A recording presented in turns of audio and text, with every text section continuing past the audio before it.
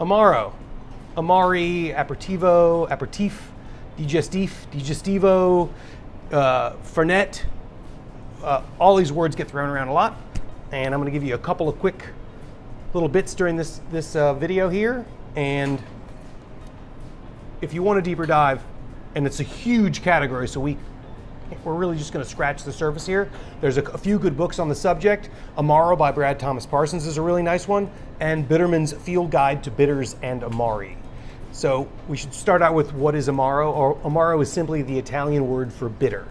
Amari is simply the plural. So more than one Amaro, Amari. It's not that confusing. Just a couple of things really help get along. Now, what is an Amaro in practical terms? It's basically a bitter drink. It's a liqueur. It can be an aperitivo, which means something you have before the meal to open the appetite, or a digestivo or a digestif, which is something you have after the meal. Now, the things that make the bitter magic happen for either of these categories are the same things. It's the same set of bitter ingredients that you would use for vermouth or Amaro, that functions as an aperitif or digestif. It's just a matter about what the intended use of it is. But it's the same group of bitter elements that you would use in any of these things. So it's the same offenders, I like to say. So you can claim in America, you can claim something is an aperitivo, meaning to drink before the meal. You cannot use the word digestif or digestivo, or digestivi, which is plural again, because that says that it helps you digest, which is a medical claim, and you would have to go through medical testing to make that claim, and no one wants to run their product through an exhaustive drug testing just so they can put the word digestif. So they'll literally just take that word off the label for the American market, but it doesn't mean that the things are changed in any way or they want them to function in any different way. They just don't want to play that legal game. Last but not least, Fernet. Fernet, like Aperitivo, is a subgroup is a subset of Amaro. So we'll go through the subgroups of Amaro. First one is Aperitivo.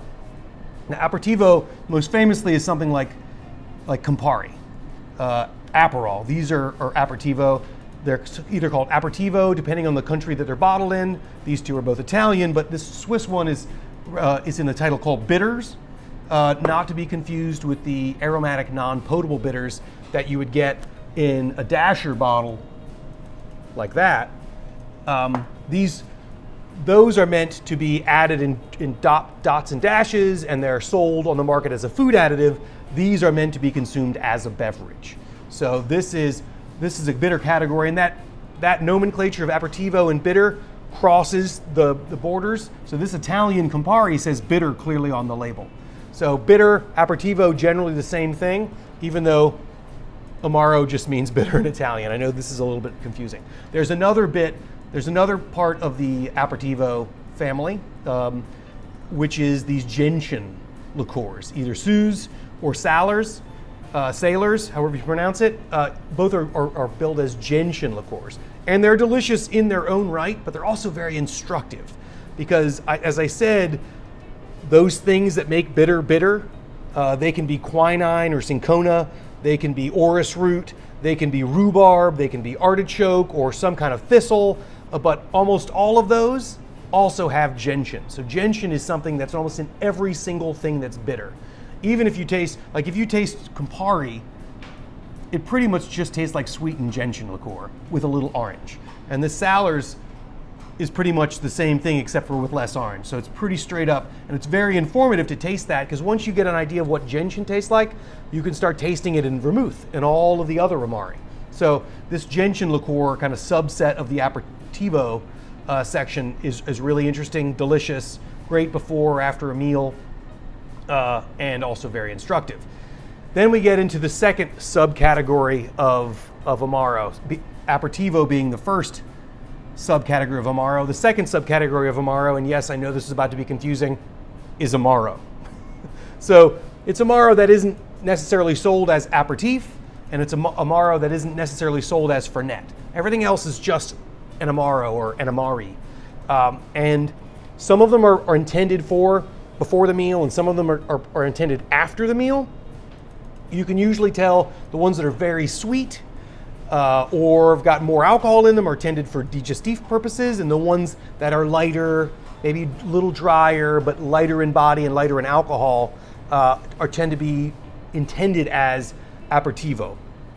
Now, the number that is bandied around about where that line is about 30% alcohol by volume, but that's not a law. Like this aperitivo, I believe this Verna is right on 30. So is it meant for before? Ramazzotti, excuse me, is right on 30. This Averna, I believe, is 29% alcohol by volume. Yep, 29% alcohol by volume. Now, the flavor profiles are markedly different, but the bitterness is about the same. The sweetness is about the same. This is more like cinnamon and orange peel, and this is more like violet and dark kind of purple notes.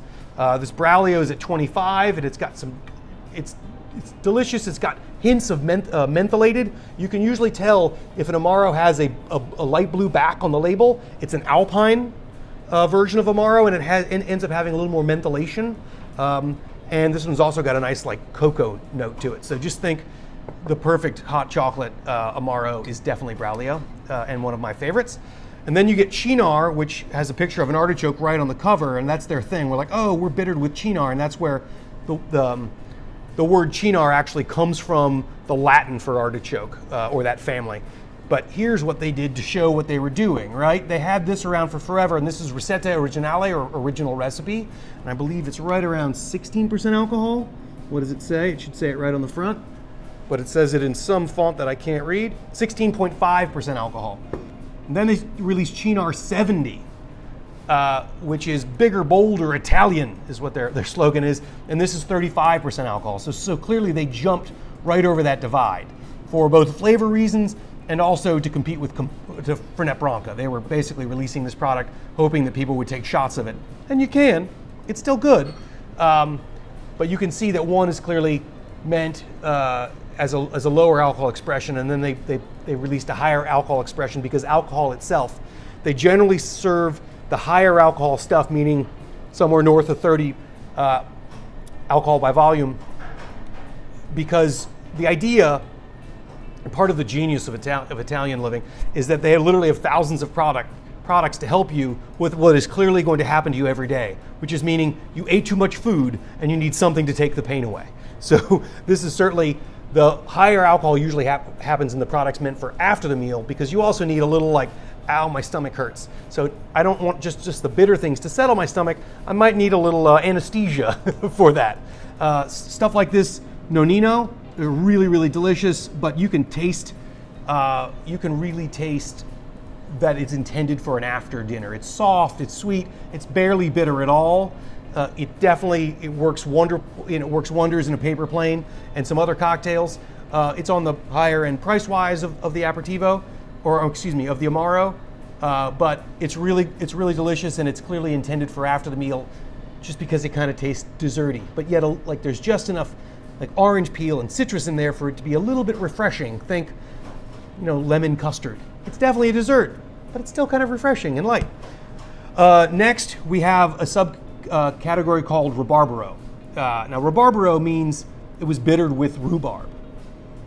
Rhubarb specifically, when all these things were coming into play originally, and they had these secret recipes, it wasn't just we went and foraged the local woods, right? This was a time in history when the farther you reach globally, the better. Think the same thing about gin botanicals. Those dry gin botanicals come from all over the earth. Well, so did the flavors. Were very, very exotic to make up all of these things. And the rhubarb they're referring to is Chinese rhubarb, which has inherently a smokiness to it. So it's in almost every sweet vermouth on the planet, but it's also in things like Aperol, which doesn't call itself a Rabarbaro. But Rabarbaro, as a category, tend to be a little bitter, a little more smoky, and almost always a digestif. There's some local. They're not all made in France and in Europe. They're made all over the world. In fact, here in North Carolina, we have this Amaro Obscura,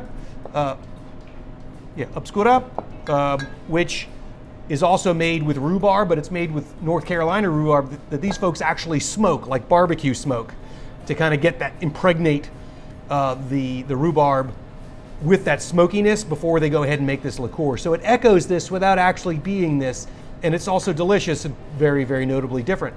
They also make a Fernet. Fernet is a subcategory of Amaro. Almost all Fernet, or all Fernet, are meant as digestivi. They tend to be the most bitter. The most famous example, of course, is Fernet Branca. Branca is the name of the distillery, Distilleria Branca. They invented the category, and they are the most mentholated, like overtly. It's not minty, it's like menthol, and it's big in that, and it can be off-putting to many, or very, very, very medicinal for some. But once you get the flavor, once you've acquired the taste, it's hard to get rid of your desire for it. I know I haven't been able to. This is Fernet Branca. They make a few other products, but this is clearly their benchmark, and it is kind of the biggest, the boldest, certainly the most mentholated, but they kind of launched this category of Fernet, and the defining difference between Fernet and this, I guess if you were to pull it apart legally, is that they include aloe ferox, which you can look up. It'll tell you all about that, but I've tried some on my tongue before. Don't do that. It's a mistake. It's horribly, horribly, horribly bitter, and you can't really taste anything else for like a half an hour, 45 minutes. It's terrible, but clearly effective as a use to define this category of Fernet. And that, just 5 or 6 minutes on Amaro. How do we use Amaro behind the bar?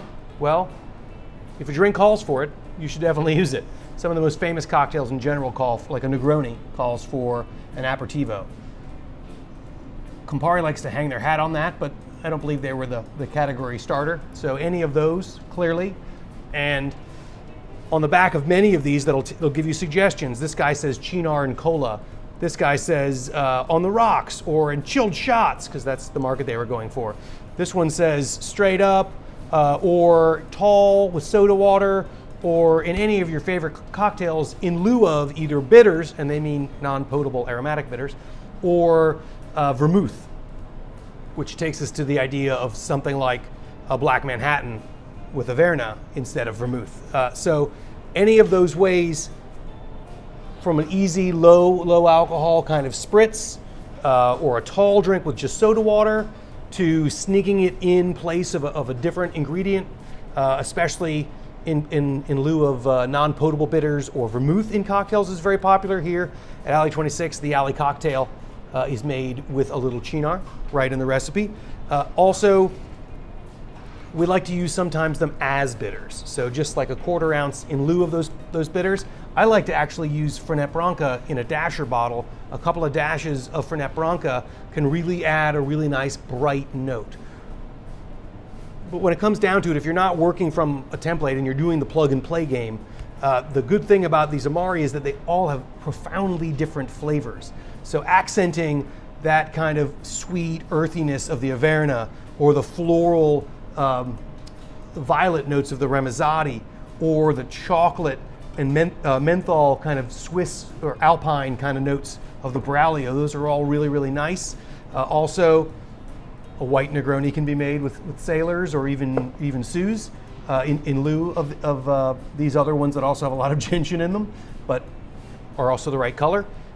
Any of these things are great ideas, and the good thing about them is A, they're very different from each other, but B, the flavors are fairly pronounced. So if you can either use it as the star of the show, like in an Amaro focused cocktail, or even like a spritz, or you can use it as just a little bit in place of another ingredient, like in place of another modifier, in place of a little vermouth or bitters, and it really will change things up, or even in a couple of dashes if the flavors are strong enough.